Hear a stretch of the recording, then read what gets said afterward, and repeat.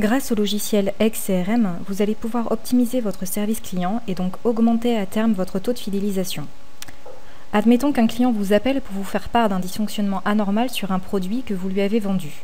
Vous allez donc vous rendre dans le menu Action, Ticket SAV. Je vais donc remplir les informations concernant mon ticket, donc ici un sujet, par exemple. Je vais aller sélectionner un compte client auquel sera attribué mon ticket. Donc je peux filtrer évidemment ici selon le type de client, son nom directement, etc. Donc je vais prendre celui-ci. Un contact qui est la personne physique qui a passé l'appel. Donc par exemple. Une date, donc qui est la date à laquelle l'appel a été reçu. Le statut, c'est-à-dire est-ce que le ticket est ouvert, en attente, rejeté, etc. Donc je vais le laisser ouvert pour le moment. Le type de ticket, ça correspond au type du ticket que je souhaite poster. Donc ici, je vais garder SAV. Catégorie, si j'ai créé des catégories de tickets. Priorité, très important. Je peux évaluer la priorité de mon ticket. Est-ce qu'il est d'une priorité basse, moyenne, haute ou urgente? Donc je vais laisser ici moyenne. Plus bas dans description, je peux donner les premiers éléments qui permettent de décrire le ticket que je vais poster. Par exemple, je peux éventuellement préciser ici la solution qu'il est possible d'apporter. Admettons. Et donc, comme vous pouvez le constater ici, les champs description et solution sont voilà, étirables à souhait. Comme ça, si j'ai beaucoup de choses à dire, je peux ici faire mention d'un nombre d'informations. Également, les listes déroulantes, donc statut, type, catégorie et priorité, sont entièrement personnalisables selon vos propres envies. Donc si vous souhaitez rajouter des niveaux de priorité ou des types différents de support, c'est tout à fait possible. Donc je clique sur Valider. Insertion réussie. Mon ticket SAV a donc bien été créé. Je peux éventuellement ici rajouter un lien vers une autre page de l'interface. Donc par exemple, si je souhaite faire un lien vers la facture correspondante au produit qui a eu un problème, donc ici celle-ci, je peux éventuellement rajouter voilà, ici un lien direct vers la facture du produit. Plus bas, ici agent, je peux éventuellement affecter d'autres agents utilisateurs à ce ticket SAV si je souhaite partager des informations avec eux. Donc par exemple, si je souhaite que le commercial qui a vendu le produit accède également à ce ticket SAV ou des techniciens, je peux rajouter ici donc d'autres agents utilisateurs. Dans Documents, je peux affecter un document externe à ce ticket SAV, donc par exemple une photo que m'aurait envoyé un client sur un problème détecté, etc. Donc je vais ici aller chercher par exemple cette image-là. Voilà, donc là elle est affiliée à mon ticket. Dans Notes, je vais retrouver tous les échanges internes à l'entreprise qui ont lieu autour de ce ticket. Donc si par exemple je veux ici diffuser une note auprès des autres agents qui sont affiliés au ticket, par exemple, mettons, je valide. Voilà, ici apparaît donc la note que je viens juste de publier, et donc les autres agents auront accès à cette note et pourront éventuellement y répondre directement, auquel cas leurs réponses s'afficheront directement en dessous de ma propre note. Dans Communication, vous allez retrouver toutes les communications, cette fois externes, qui ont lieu avec le client qui vous a appelé. Donc ici, je vais faire mention de la communication que je viens de recevoir de mon client, donc j'ai précisé le canal, ici téléphone. Donc il s'agit bien d'un appel entrant. Je peux préciser la date et l'heure à laquelle il m'a appelé et faire un rapide compte-rendu. Hop, je valide. Voilà. Ici, on retrouve donc l'appel que je viens de mentionner de mon client. Dans événements, si je souhaite affecter un événement extérieur à ce ticket, je peux ici, en cliquant sur plus, aller directement vers la page événements et créer un événement, par exemple un rendez-vous avec les techniciens ou autre, qui sera pris par la suite. Dans l'onglet recherche, je vais retrouver l'ensemble des tickets que j'ai postés. Donc je peux filtrer évidemment par numéro de ticket, par nom du compte attribué au ticket, ou par la catégorie, ou par la priorité, ici, basse, moyenne, haute. Donc si je souhaite retrouver uniquement les tickets de priorité, par exemple urgente, pour ne traiter que cela d'abord, eh bien j'ai plus qu'à filtrer et je retrouve ici évidemment le ticket de priorité urgente Voilà pour les tickets SAV. Un autre élément important vous garantissant de la qualité de votre service après-vente est l'extranet client. Donc, il vous permet de faciliter l'échange d'informations avec vos clients, vos prospects, vos partenaires ou même vos fournisseurs. Donc, XCRM met à votre disposition un extranet client qui est configuré donc, de la manière suivante. Je vais tout de suite me rendre sur une page type extranet. Voilà. Donc, le client a la possibilité ici de se connecter avec un nom de connexion et un mot de passe que vous aurez défini vous-même. Par exemple ceci. Voilà, il clique ici. Voilà, et il arrive directement à son interface.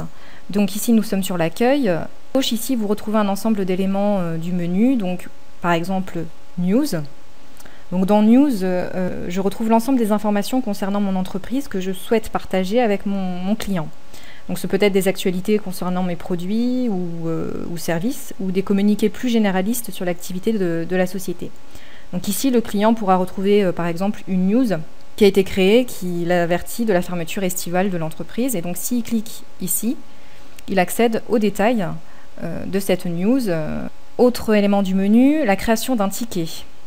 Donc à ce niveau-là, le client a la possibilité de créer directement un ticket SAV, donc avec un sujet ici, un message, puis en cliquant sur valider, les agents utilisateurs qui sont responsables du SAV retrouveront directement dans leur interface sous XCRM ce ticket SAV qui a été posté par mon client. Autre point du menu, afficher les tickets. Donc à ce niveau-là, le client utilisateur va retrouver les différents tickets qui ont été postés et qui ont été traités depuis le début de la relation commerciale. Donc ici, on retrouve effectivement l'ensemble des tickets, qu'ils soient en statut ouvert ou fermé. Et s'il clique ici, il retrouve le détail des échanges qui ont eu lieu autour de son ticket et peut éventuellement fermer le ticket ici. Voilà. Autre point, vos dossiers. Très important. C'est ici que vous allez vraiment partager les documents commerciaux échangés avec vos clients. Donc vous pouvez décider si votre client va avoir accès à ses avoirs, à ses commandes, à ses devis, à ses factures, etc. Donc s'il clique par exemple dans Vœux devis, il va retrouver l'ensemble des devis qui lui ont été faits et de même évidemment s'il clique dans Vos factures. Voilà. Donc s'il clique ici sur le petit icône PDF, voilà, ici vous retrouvez le téléchargement de la facture, donc il peut directement réimprimer la facture si besoin. Dans Informations, ici, le client va retrouver l'ensemble des informations dont on dispose à son sujet, donc telles que son adresse mail, son numéro de téléphone, de portable éventuellement, son adresse et le compte affilié, c'est-à-dire l'entreprise à laquelle il appartient sous mon interface EGG. Enfin, dans Paiement, ici même, le client a possibilité, si la fonction est activée, de payer directement en ligne ses factures. Revenons maintenant à l'interface XCRM. Il vous est possible de paramétrer votre extranet client via le menu Paramètres, Paramètres généraux, Gestion de l'extranet. Vous allez pouvoir ici gérer les clients qui auront accès à l'extranet client. Donc pour donner accès à un nouveau client à votre extranet, il vous suffit d'aller sélectionner le compte correspondant ici dans le menu Recherche. Donc si par exemple je souhaite donner un accès à ce client, à ce compte client-là, je vais aller sélectionner un contact également, par exemple le gérant. Je vais lui définir un nom de connexion et un mot de passe, ceci. Ici, au niveau de cette liste déroulante, je vais aller sélectionner plus précisément les documents auxquels je souhaite qu'il ait accès. Donc, par exemple, ses commandes, ses devis, plus bas, ses factures, des documents. Voilà, et j'insère. Insertion réussie. Si je clique ici sur le petit icône de l'enveloppe, un mail sera automatiquement envoyé au contact que je viens d'affilier à l'extranet pour lui signaler donc son nom de connexion et son mot de passe et le lien pour se connecter à son extranet client. Dans Documents, ici, j'ai la possibilité d'attribuer dans l'extranet client à ce client en particulier un document que je souhaite partager avec lui. Donc par exemple une grille tarifaire ou une fiche produit.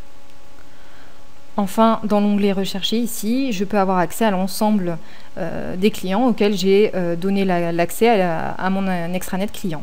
Revenons maintenant au menu de paramétrage de l'extranet. Donc ici, dans Paiement compte, je vais avoir la possibilité d'affecter les clients de mon choix au paiement en ligne PayPal via l'extranet client. Dans Création de news, vous allez créer les actualités que vous souhaitez partager avec vos clients. Vous disposez pour cela d'un éditeur complet et simple pour faciliter la création de vos news. Donc je vais en créer une là pour exemple, avec un titre. Un type, alors type, en fait, ça correspond au type de compte auquel je souhaite attribuer cette news. Si par exemple je souhaite que uniquement mes clients aient accès à cette news, je peux sélectionner ici client. Par défaut, évidemment, si je mets rien, l'ensemble des personnes ayant accès à l'extranet client pourront voir cette news. Ici, je vais mentionner donc la date de création de la news et une heure.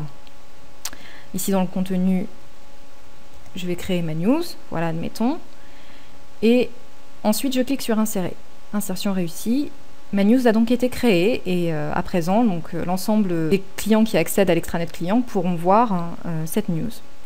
Ici en bas, j'ai un menu recherche qui me permet éventuellement de rechercher, de retrouver l'ensemble des news que j'ai créées depuis le début de l'extranet client.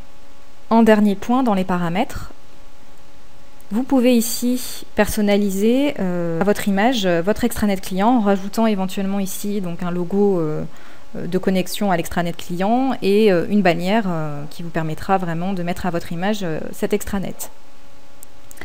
En conclusion, nous pouvons vous rappeler que les fonctionnalités que nous venons de vous présenter sont disponibles dans le pack Service client et dans le pack Business de notre offre logicielle.